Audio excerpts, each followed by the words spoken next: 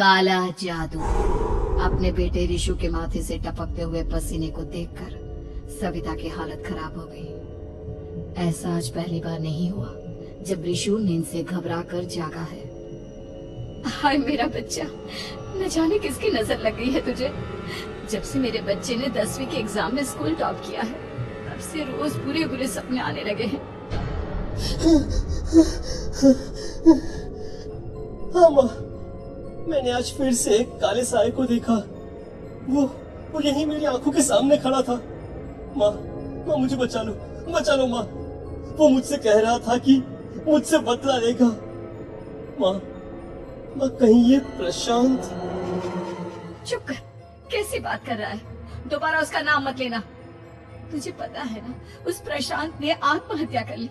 तो बार बार उसका नाम मत लिया कर। मम्मी, क्या सच में प्रशांत ने आत्महत्या की थी? चुप कर, बहुत सवाल पूछता है आजकल। और फिर रात के वक्त सविता के पूरे घर में एक अजीब सा काला धुआं छाने लगा। गहरी नींद में सोई सविता की जैसे ही आंख खुली, उसका दम घुटने लगा।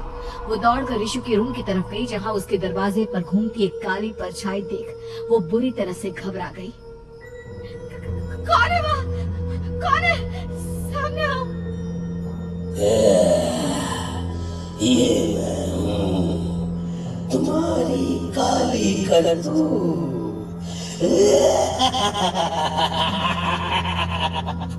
और अब मैं तुम्हारे बेटे को ले जाने आया हूँ। नहीं, मेरे बच्चे को छोड़ दो प्लीज। मेरे ऋषु को कुछ मत करना। वो परछाई ऋषु के कमरे में घुस जाती है। सविता भी उसके पीछे पीछे दौड़ कर जाती है और देखती है कि अब वो साया साफ नजर आ रहा था। वो सर से पैर तक खून में सना हुआ था और उसके शरीर के सारे अंग कटे फटे हैं। क्या चाहिए तुम्हें? तुम जो बोलोगे मैं करूंगी, लेकिन मेरे ऋषु को छोड़ दो। उस परछाई ने ऋषु को गर्दन से पकड़कर दीवार के सहारे हवा में उछाल दिया। ऋषु जोर जोर से चिल्लाने लगा। माँ बचाओ मुझे, बचा लो माँ। ये मुझे मार डालेगा। माँ मुझे बचा लो माँ। नहीं ऐसा मत करो। मुझे मार दो, लेकिन मेरे बच्चे को छोड़ दो। मैं तुम्हारे आगे हाथ जोड़ती हूँ। वो परछाई ऋषु को जमीन पर गिरा देती है और अचानक वहाँ से गायब हो जाती है। ऋषु, मेरा बच्चा, तू ठीक तो है ना? कुछ बोल बेटा, क्या हुआ है तुझे? मैं ठीक हूँ माँ। क्या हुआ था यहाँ पर?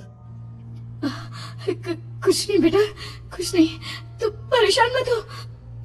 हम कल ही गांव के बाहर जो तांत्रिक महाराज रहते हैं, उनके पास चलेंगे। ठीक है माँ, हम जल्द ही उनके पास चलेंगे।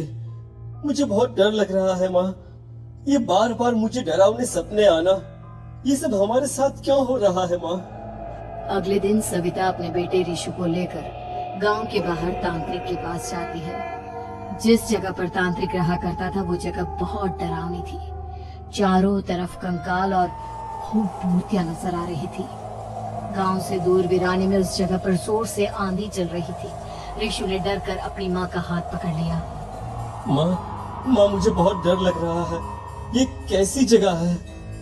देख बेटा, हमारे साथ जो कुछ भी हो रहा है, उसका इलाज सिर्फ और सिर्फ ये तांत्रिक महाराज ही बता सकते हैं।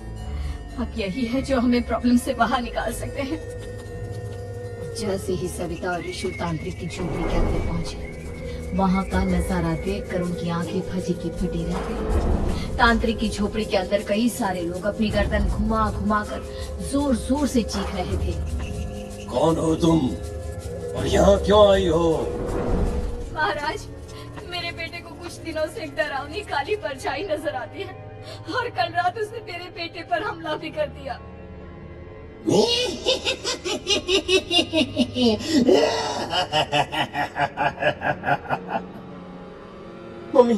मम्मी हमें यहाँ से चलना चाहिए। ये जगह मुझे ठीक नहीं लगती। नहीं बेटा, ऐसा नहीं कहते। रुक जाओ, 2 मिनट के लिए रुक जाओ। क्या कहा? काली परछाई? तुम्हारे बेटे पर किसी काली परछाई ने हमला किया?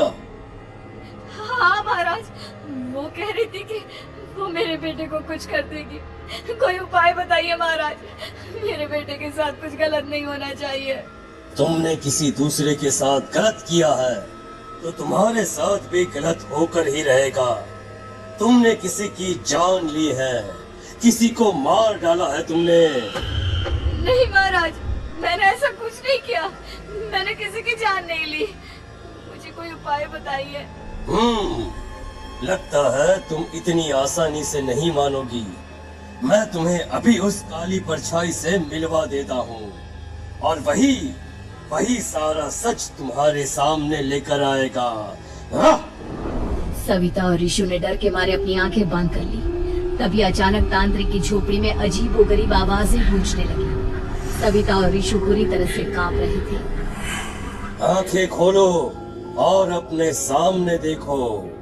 क्या यही है वो जिससे तुम कल रात को मिली थी? बताओ मुझे। हाँ, इसने कल रात मेरे बेटे के ऊपर हमला किया था। ये उसी लड़के की भटकती हुई आत्मा है जिसे कुछ दिन पहले तुमने मार डाला था। मम्मी ये महाराज क्या कह रहे हैं? क्या सच में आपने किसी की जान ली है, किसी को मार डाला है? अगर हाँ तो बताइए ना मम्मी, किसको मारा है आपने? किसको? तुम्हारी माँ इतनी आसानी से सच नहीं बताएगी बेटा। इसने एक बच्चे की जान ली है। कहीं उसका नाम प्रशांत तो नहीं महाराज? वो मेरा दोस्त है, मेरा पड़ोसी है। सही पहचाना। देखा सविता, तुम्हारा खुद का बेटा भी जानता है कि तुमने किसी के प्राणों की बलि चढ़ा दी और इसीलिए अब उसकी बुरी आत्मा तुम्हारे घर में भटकती है। मुझे माफ कर दीजिए महाराज, मुझसे बहुत बड़ी गलती हो गई। प्रशांत हमारे पड़ोसी का बेटा था। हर बार उसके नंबर मेरे बेटे से ज्यादा आते थे और इसलिए मैंने उसके कमरे के बाहर काला जादू किया था, पर मुझे नहीं पता था कि वो मर जाएगा। तुम्हारे उसी काले जादू वाली गुड़िया के अंदर एक बुरी आत्मा थी जिसने उस बच्चे के दिमाग पर बुरा असर कर दिया और उसी की वजह से उस लड़के ने अपनी बालकनी से कूदकर आत्महत्या कर ली। इसकी वजह सिर्फ और सिर्फ तुम हो, तुम। नहीं महाराज, जो कुछ भी हुआ मुझे नहीं पता था कि प्रशांत अपनी जान दे देगा। प्रशांत की आत्मा इस वक्त तुम्हारे सामने खड़ी है, हमसे बात करना चाहती है। बोलो क्या कहना चाहते हो? मैं जीना चाहता था, बड़ा होकर कुछ बनना चाहता था। आपके बेटे से मुझे कोई परेशानी नहीं थी। अरे वो तो मेरा अच्छा दोस्त था। मुझे माफ कर दो बेटा, मुझसे बहुत बड़ी गलती हो गई, मुझे माफ कर दो। माफ करने से मुझे वापस जिंदगी नहीं मिल जाएगी। मेरे माँ बाप आज भी मेरे लिए रोते हैं। आपने मेरे साथ बहुत गलत किया है, बहुत गलत। और तभी अचानक प्रशांत की आत्मा वहां से गायब हो जाती है। सविता जोर जोर से रोने लगती है। सुन लिया तुमने? ये तुम्हारे अपने ही किए हुए पाप हैं जो इस तरह से तुम्हारे सामने आ रहे हैं। माँ, ये आपने अच्छा नहीं किया। सिर्फ 10th बोर्ड के एग्जाम में मैं टॉप कर पाऊं, इसीलिए आपने मेरे दोस्त के ऊपर काला जादू कर दिया। नहीं मम्मी नहीं, अब हम कभी खुश नहीं रह पाएंगे, कभी नहीं। मेरे दोस्त की आत्मा को कभी शांति नहीं मिलेगी मम्मी, कभी नहीं। लेकिन मैंने जो कुछ भी किया सिर्फ तुम्हारे लिए किया। वो लड़का हमेशा फर्स्ट पोजीशन पर आ जाता था और इस वजह से हमेशा तुम्हारे मार्क्स कम पड़ते थे। मैंने तो सिर्फ उस पर एक छोटा सा काला जादू किया था बेटा। मुझे क्या पता था कि उसका ये नतीजा निकलेगा। जिस गुड़िया को तुमने उस लड़के के कमरे के दरवाजे पर लगाया था, दरअसल उसके अंदर एक बुरी आत्मा का प्रवेश हो गया था, जैसा कि अक्सर काला जादू करते समय हो जाता है। मुझे अपनी गलती का एहसास हो गया है। मैं प्रायश्चित करना चाहती हूँ। आप बताइए मैं क्या करूँ? प्रशांत के घर जाकर उस काली गुड़िया को वहाँ से निकालकर यहाँ लेकर आओ। मैं उसे आग में जलाकर राख कर दूंगा और उसके बाद प्रशांत की आत्मा को हमेशा के लिए मुक्ति मिल जाएगी। अगली रात सविता चुपचाप अपने पड़ोसी प्रशांत के घर जाती है। प्रशांत के माँ बाप प्रशांत की मौत के बाद उस घर को छोड़कर हमेशा के लिए वहां से चले गए थे। जैसे ही सविता उस घर के अंदर कदम रखती है, उसका सामना अजीबोगरीब हैवानियत से भरी आवाजों से होने लगता है। ऐसा लग रहा था जैसे कोई बुरी तरह से चीख रहा। सविता जैसे ही प्रशांत के कमरे के बाहर पहुंचती है, वहां पर लटकी हुई गुड़िया के शरीर से खून टपकने लगता है। ये क्या हो रहा है? इस गुड़िया के शरीर से खून क्यों टपक रहा है? सविता हिम्मत करते हुए उस गुड़िया को वहां से उतारने की कोशिश करती है, लेकिन तभी अचानक से बहुत भयानक दिखने वाली औरत उसकी आंखों के सामने आकर खड़ी हो जाती है। मैं यहाँ से कहीं नहीं जाऊंगी, और अगर तूने मुझे यहाँ से हटाने की कोशिश की तो मार डालूंगी मैं तुझे।